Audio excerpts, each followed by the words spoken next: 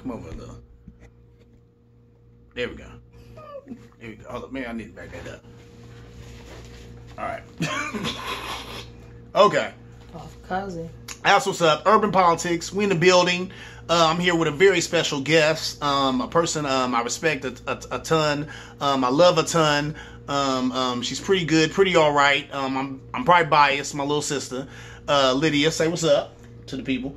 Hey, never had her on the show before, so this will be a great show. And it's always good when I can get people with big brains on here. This is one of the biggest brains I know. You know, some of my boys is pretty smart, but I'd say my little sister is just a walking brain. So we're gonna jump right into it like a car and drive. So yo, I wanted to talk about what's on everybody's mind lately, what's on a lot of ladies' minds, and I wanted to talk about this, but I'm not necessarily qualified to because I don't have a uterus. So I wanted to talk to someone who actually has a uterus who could talk about all this abortion stuff going on. Now, I told my little sis, I did a little research, and Roe versus Wade got passed in 1973. It's all about the 14th Amendment, which gives the right to privacy, to a woman's privacy. Protects a woman's liberty to choose whether or not to have an abortion. So I'll leave it right there. What do you think about that? Did you know that? About Roe v. Wade? Yeah.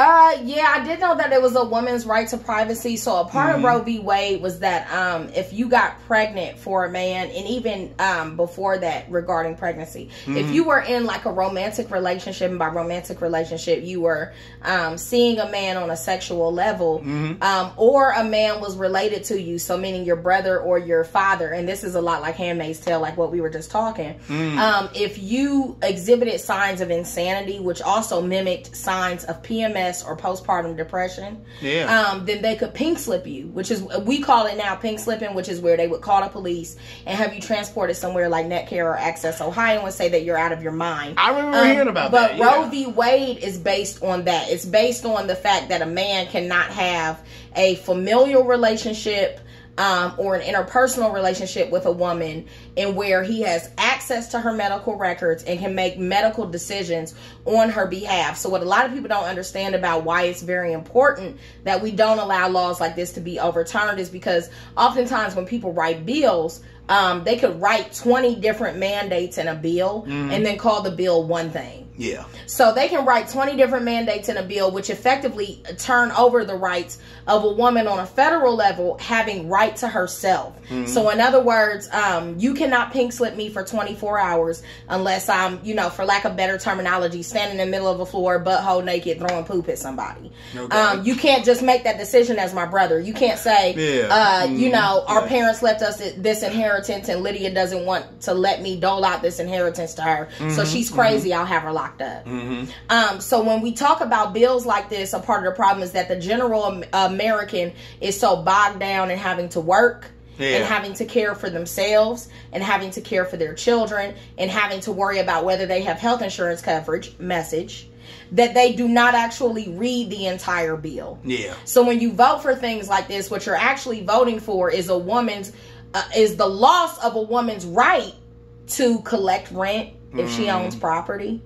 The loss of a woman's right to say, I'm not crazy, I'm just having one of them days. And as Monica said, don't take it personal. That girl goes through. So I think the average American is just not as well versed about how important it is for these laws to stand, such as Roe v. Wade. Because like I said, when a person writes a law, like when the legislative bodies write a law, a lot of times they put several mandates within the law and then they just pass the law altogether. And the regular everyday American who has a million and one things going on, such as we do, does not have time to read all 50, 40, 60, 70, 90,000 of those mandates, and you'll vote yes on something or no on something and not realize that you're taking away from something else that might even be against your own person. Of course. And that's by grand design. It's not by no accident. Oh, definitely. They do that on purpose. It's interesting you bring that up because the heartbeat bill, which is all the rage these days, they're talking about, 6 weeks or a heartbeat is detected. So whichever comes first, I guess. You know, a woman has up till then to get an abortion. A doctor could be in jail for 99 years for performing said abortion. abortion. A woman leaving the state can be prosecuted, and then they said even a woman having a miscarriage. I can't go to Atlanta in July. Nah, they. Everybody goes to Atlanta. The city girls is fluing women out. You can't go. You can.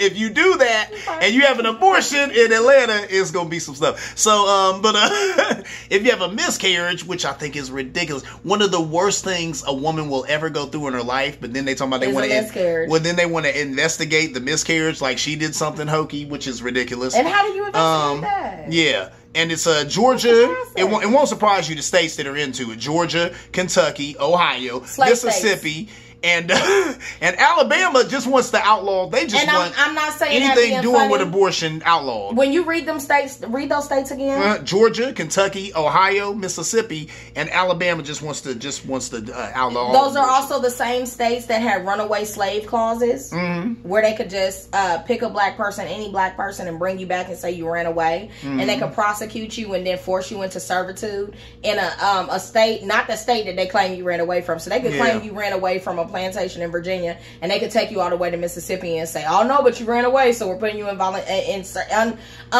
involuntary servitude here." Yeah. The second part about those states is that those states are secretly Republican, but I digress. I mean that's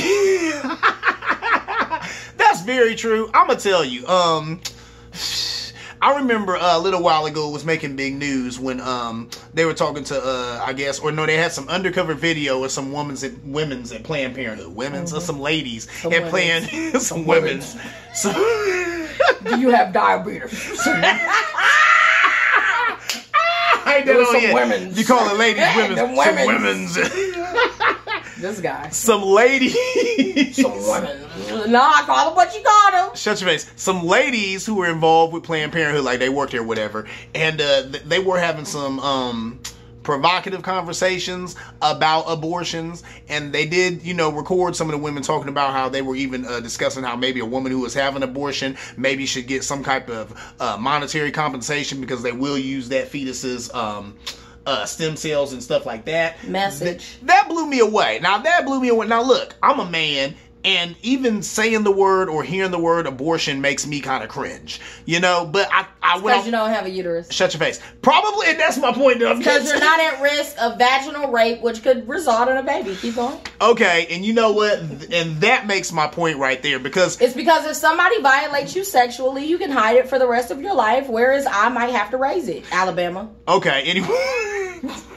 And give him rights. So I got to do shared parenting with the person who raped me? That's interesting. Okay, but look. What I'm saying is, we agreeing on every other Saturdays? Let me calm down. You are correct, though. And that's what I had to think to myself as I watched the video and I watched these women just kind of talk what I thought was flippantly about abortion or flippantly about baby parts. That's women's talk.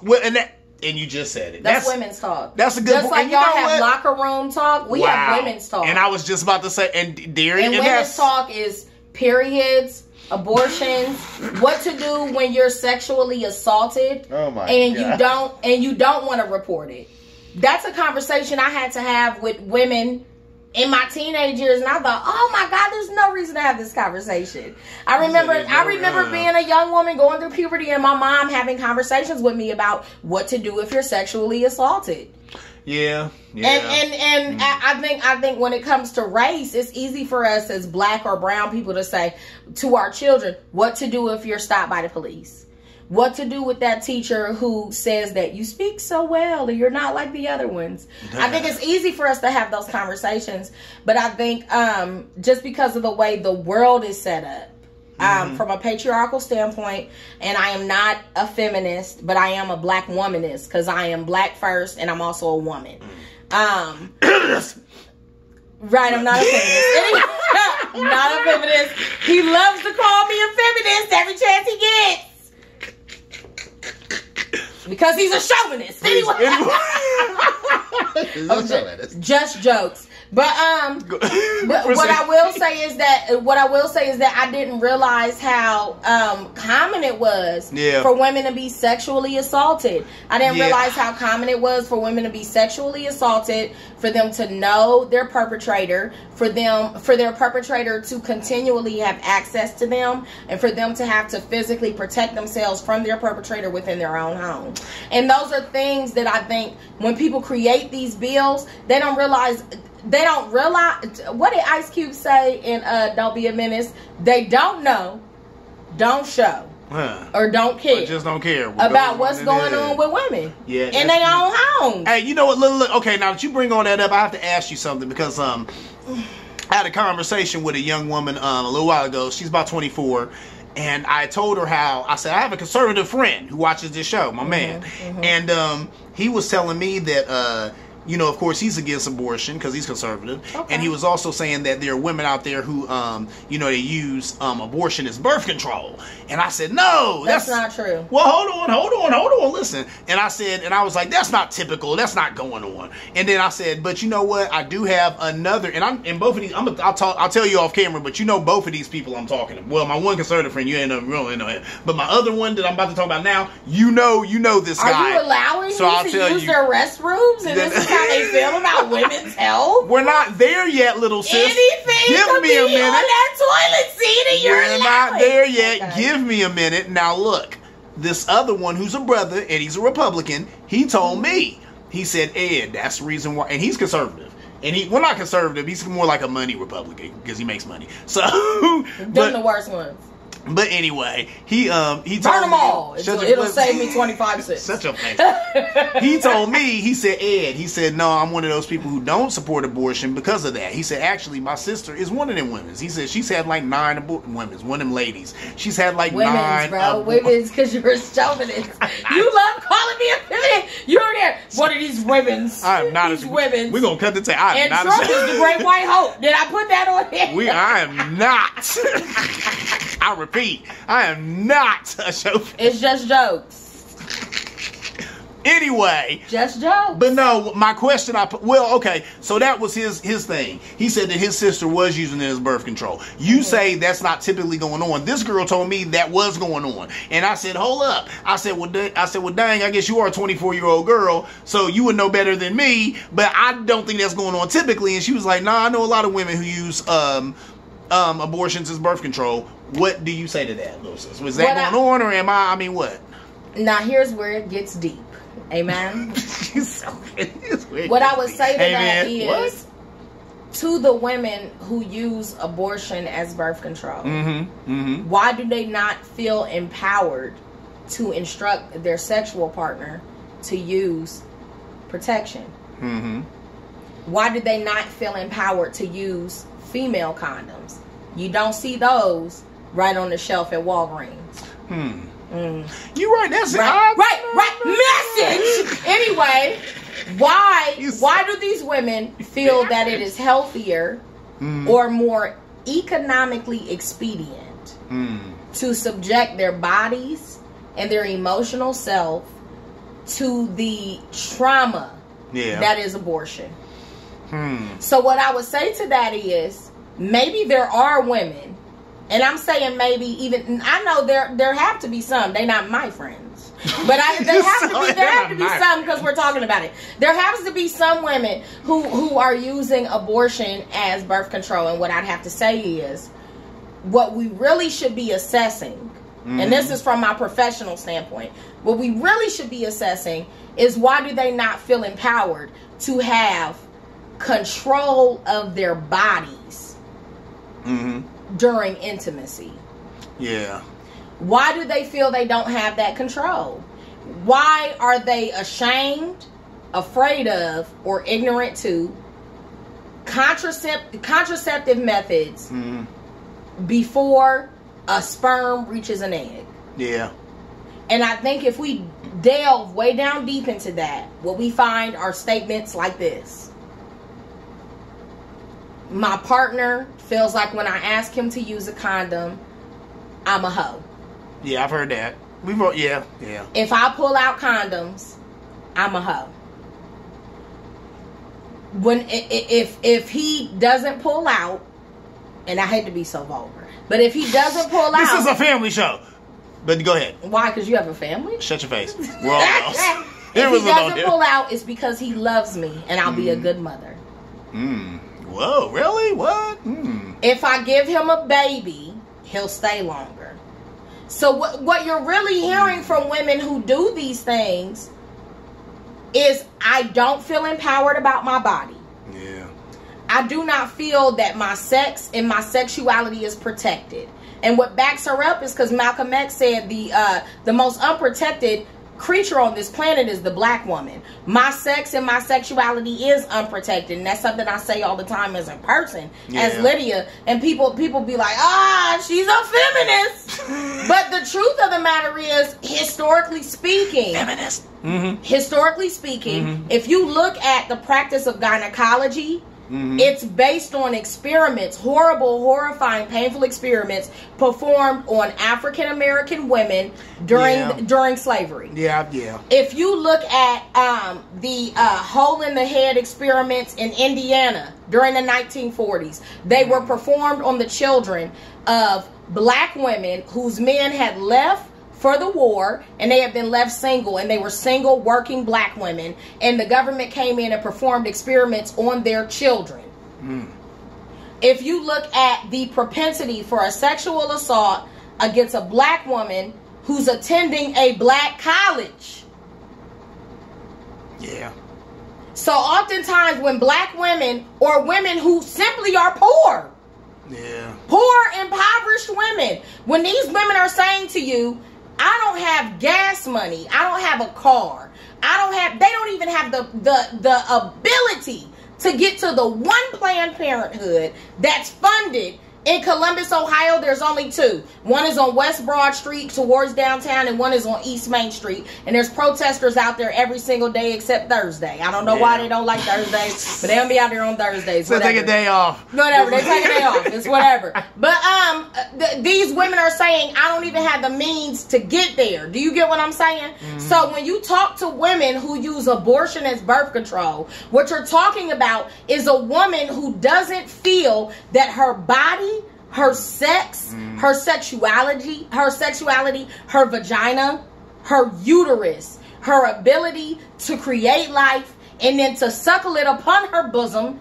and give it life is hers. I hear that, yeah. She doesn't feel like that belongs to her. Yeah. So what happens? She doesn't get any prenatal care.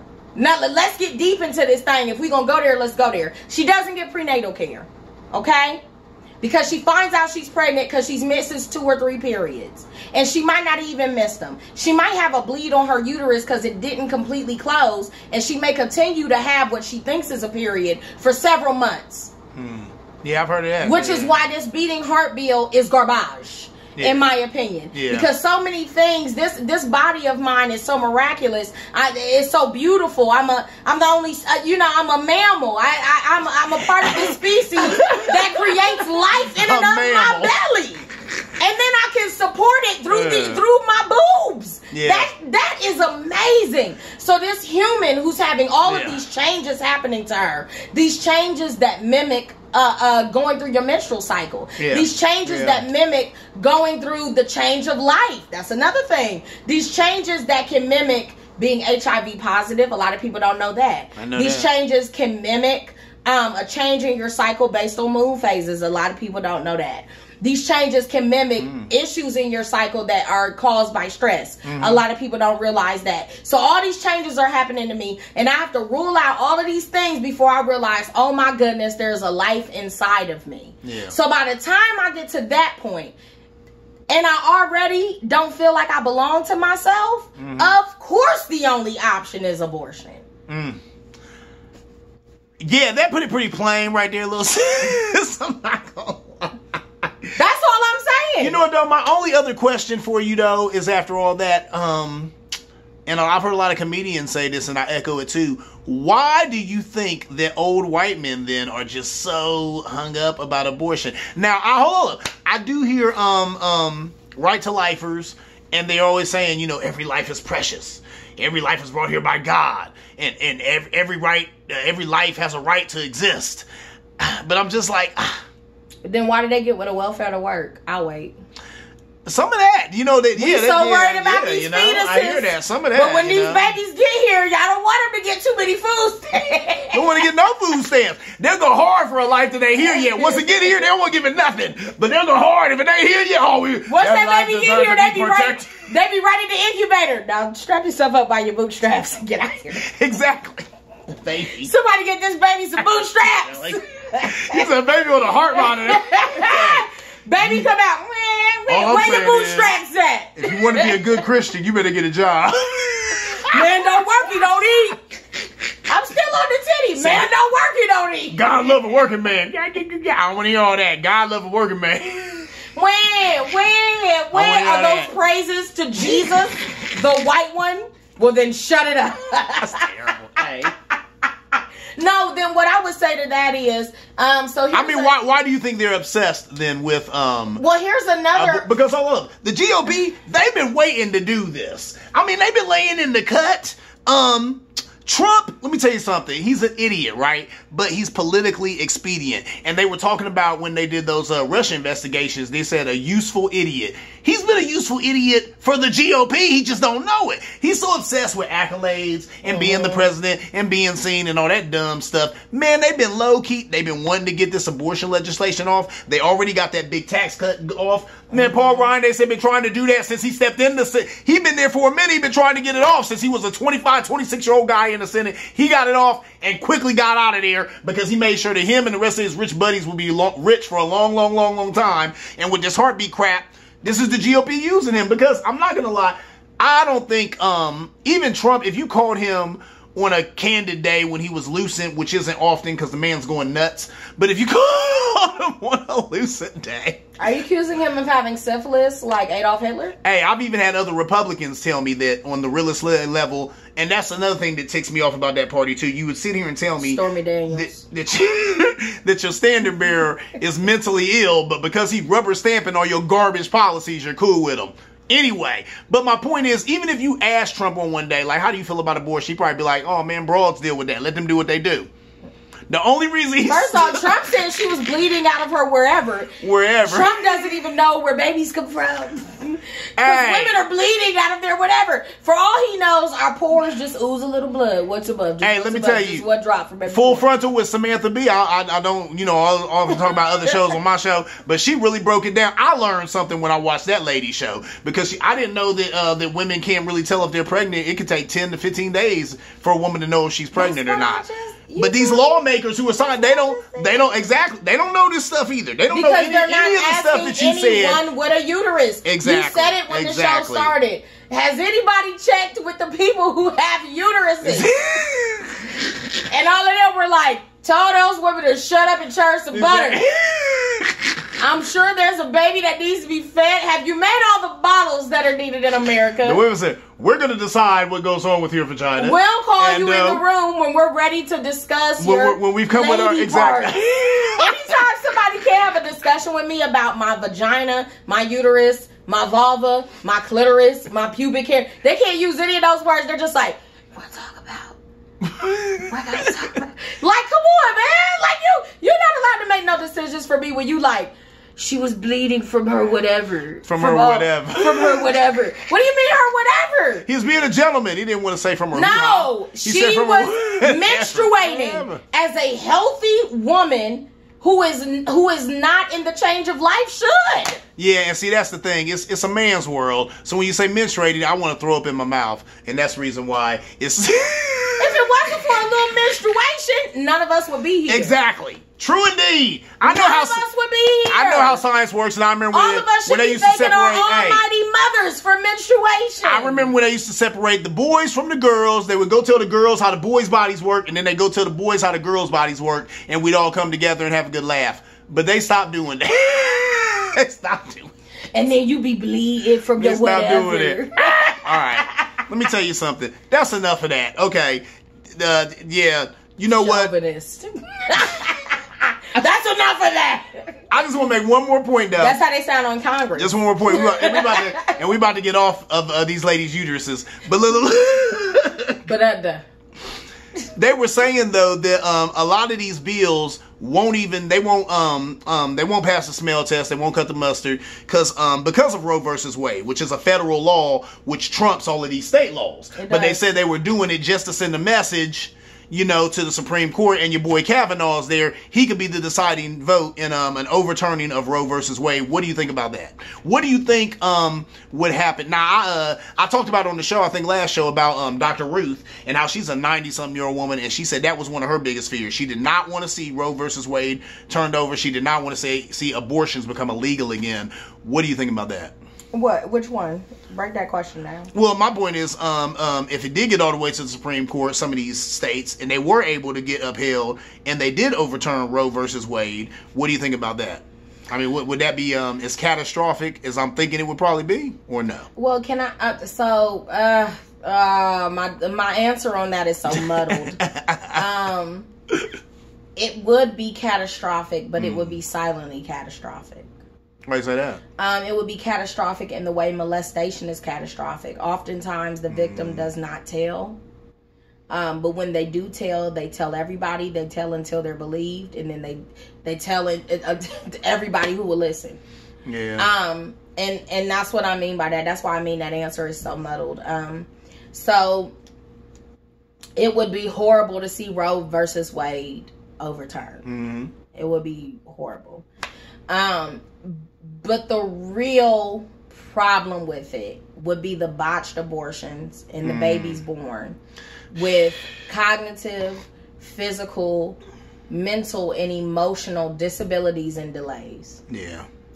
The other piece of that would be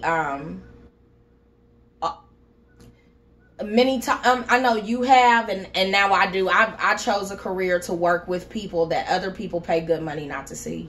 Mm-hmm. And there's nothing more sobering than witnessing what happens when a child is unwanted. Yeah, I agree. When a child is completely unloved. Yeah. When it would have been better for this child to have never existed, as far as the humans who gave them life feel. And I've said it on this show years ago, but that's what had got me even started. Like in social work, when I worked at the school, Allen Crest High School, that's what it is. When I worked there, I used to be pro-life. But when I started working in this building and I worked with these kids, and I even told my supervisor, some of these kids I work with, nobody gives a damn about them. Nobody gives a damn about this kid. This kid is 16, 17 years old. Here I am in net care with him. He has no one he can call. No mom, no dad. The caseworker he's called, we've left her 30 messages in 30 seconds, and she can't respond to shit because she don't give a fuck, or she got a bunch of shit on her plate. Or she might not even be there. Yeah, or it might not even be her case anymore. Yeah. Or she might have left the agency and they don't have to give you no notice. Yeah. Or she might have known that she couldn't make a difference in this kid's life. Yeah, and I use that language. Now she is on autopilot. Yeah, but I get so emotional when I think about it because I remember this one kid that I waited with, and I waited with him, and nobody came, and he looked at me and he said, "Go ahead and go." He said, "Don't worry about it." He said, "Ain't nobody coming for me. Nobody cares about me." He said, "Go ahead and go home." And you know what I did? I left and I went home. And I went home to a place where I got a sister, I got a mom, I got a dad, I got boys. I have endless people I can call when I need something. Endless people. This kid had nobody. And that just tore me apart, man. I felt so bad. I was like, this is not right. You know what I'm saying? Something ain't right. And that was the saddest part when he turned to me and told me, "Go ahead and go home, man." But I think for people who vote on these decisions, it's easy for you to say, "Oh, life is precious." Well, keep that same energy when we yell Black Lives Matter. Some of that is. Keep that same energy. I'm being very serious. Yeah, true.